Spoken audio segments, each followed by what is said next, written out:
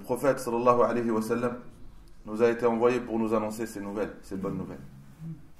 Allah Azza wa Jal nous dit, en ce message apporté et révélé sur le prophète Muhammad sallallahu alayhi wa sallam, que les gens de l'enfer et les gens du paradis ne seront pas pareils. Ils ne sont pas égaux. Les gens du paradis, c'est eux qui vont atteindre le succès et la réussite. Dans un autre verset, Allah Azza wa Jalla dit, celui qui se fera écarter de l'enfer et se fera entrer au paradis aura réussi, aura atteint la réussite.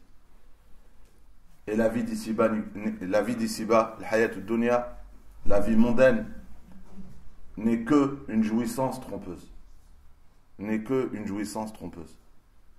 Et le prophète sallallahu alayhi wa sallam dit, Allah réserve pour ses pieux serviteurs ce que aucun œil n'a vu, malgré la description donnée, mais ce qu'on n'a jamais vu. Malgré la description donnée, ce que aucun œil n'a vu, ce que aucune oreille n'a entendu, et ce que l'esprit humain ne peut imaginer. On ne peut pas imaginer le paradis dans sa réalité. Et lisez si vous voulez, ça c'est le hadith, lisez si vous voulez, فَلَا تَعْلَمُ نَفْسٌ, aucune âme ne peut savoir ce qui lui a été caché. Fraîcheur pour les yeux, fraîcheur, c'est-à-dire une source de joie pour les yeux, ce qu'on verra. Et jaza'an, et ce sera une récompense pour ce qu'on a acquis. La question qu'on doit se poser, quelles sont les causes, les moyens pour, Inch'Allah, réussir et rentrer au paradis? Quand on lit le Coran, un tiers du Coran,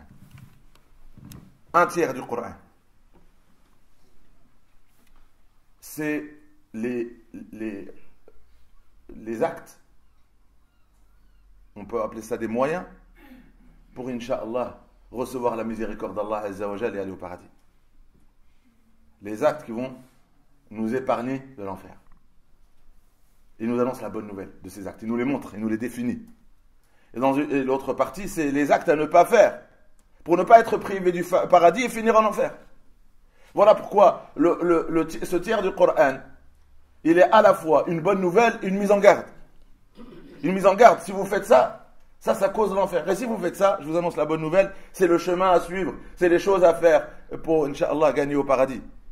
Un tiers du Coran, c'est ça. Et quand vous lisez le Coran, c'est que ça. Et qu'est-ce qui revient le plus souvent? Je vous fais un résumé.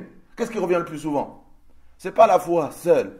Ce tiers-là, il est toujours associé. La foi, elle est toujours mentionnée avec quoi? Avec les bonnes œuvres. Très certainement, ceux qui ont cru et qui œuvrent dans le bien. C'est le verset qui vient le plus dans ce tiers dont je vous parle. Innal ladhina amanu wa amilu. Ceux qui ont cru, et parce qu'ils croient au jour du jugement, et parce qu'ils croient à ce statut et ce droit qu'Allah a sur nous, parce qu'ils croient en tout ce que le Coran dit, parce qu'ils croient, ils œuvrent dans le bien. Donc c'est quoi le signe que tu crois? C'est tes œuvres. Dans un autre verset, c'est ceux qui, parce qu'ils ont cru, agissent avec taqwa, avec piété. Dans un autre verset, ceux qui disent Allah c'est mon Seigneur, et parce qu'ils disent qu'Allah c'est leur Seigneur, ils restent sur le chemin de la droiture et de la rectitude. L'istiqama. C'est quoi la rectitude? C'est l'obéissance. Ils ne dévient pas. La déviance, c'est la désobéissance. Ils ne lui désobéissent pas parce qu'ils disent Allah c'est mon Seigneur. Allah c'est mon Seigneur, je ne lui désobéis pas. Je suis son serviteur, il est mon maître. Et toujours, quand vous regardez la bonne nouvelle du paradis, la foi elle est associée à quoi? Et c'est des synonymes. La droiture, la rectitude, l'obéissance, les bonnes œuvres, la piété, c'est des synonymes. C'est des synonymes. C'est la même chose. La piété, c'est l'obéissance. La rectitude, c'est l'obéissance. Les bonnes œuvres, c'est l'obéissance. C'est pas des péchés. C'est des synonymes. C'est dit de manière différente, mais c'est la même base. La bonne nouvelle, elle est annoncée à cela. Et l'erreur dans laquelle on peut se trouver, c'est de penser que la foi seule suffit pour réussir le jour du jugement. Et le Coran ne donne pas de place à quelqu'un qui veut croire et qui veut faire des péchés. Allah dit Am hasiba alladhina ijtarahu as-sayyi'at. ceux qui osent commettre des péchés, pensent-ils que le jour du jugement, je les mettrai avec ceux qui ont cru et œuvré dans le bien. Ceux qui ont cru et qui œuvraient dans le bien. Toi tu crois et tu œuvres dans le mal. Lui il croit et il œuvre dans le bien. Vous pensez que vous serez pareil? Quel mauvais jugement est ce jugement. Et je vous traduis le verset. Et donc la bonne nouvelle, elle est annoncée à ceux qui ont la foi et qui œuvrent dans la piété. Ceux qui ont la foi et qui œuvrent dans le bien. Ceux qui ont la foi et qui restent droits. C'est-à-dire, la droiture, c'est l'obéissance. Et qui ne dévient pas, c'est-à-dire la désobéissance.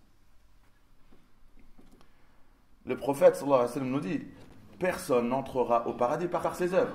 C'est parce que le Coran nous dit de faire des bonnes œuvres, d'être sur le chemin de la rectitude, d'être sur le chemin de la piété, de penser que notre piété sera assez forte et que nos œuvres seront assez abondantes pour que grâce à elles on rentre au paradis. Non, le prophète sallallahu alayhi wa sallam a dit, personne d'entre vous ne rentrera au paradis grâce à ces bonnes œuvres.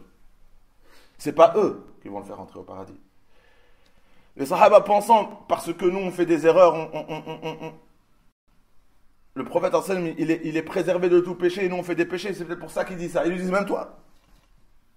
Peut-être parce que notre prière n'est pas à la hauteur de ta prière et notre jeûne n'est pas à la hauteur de ton jeûne. Et nos bonnes œuvres ne sont pas à la hauteur de tes bonnes œuvres. Ils lui ont dit même toi, mais c'est d'Allah, il a dit même moi. Sauf si Allah me couvre de sa miséricorde et de sa grâce. Ça veut dire quoi? Ça veut dire que pourquoi le Coran nous annonce la bonne nouvelle? Que si on œuvre dans le bien, et si on a la foi et on est pieux, et si on a la foi, on est dans le chemin de la rectitude, que on va réussir. Ça veut dire, c'est ça le moyen pour recevoir la miséricorde d'Allah le jour du jugement. Parce qu'on veut tout faire pour que le jour du jugement, on fait partie de ceux qui vont recevoir la miséricorde d'Allah Azza wa Jal. Et recevoir la miséricorde d'Allah Azza wa Jal, c'est quoi? C'est le pardon pour ne pas finir en enfer et pour aller au paradis. S'il nous pardonnera. La miséricorde du jugement, c'est tu arrives debout devant Allah, quand Allah te juge, il te dit je te pardonne tout. Donc, s'il te pardonne, il ne faut pas en enfer. Parce que c'est le péché qui va en enfer. C'est le péché qui cause l'enfer. Je te pardonne tout. Et s'il te pardonne tout, c'est par miséricorde.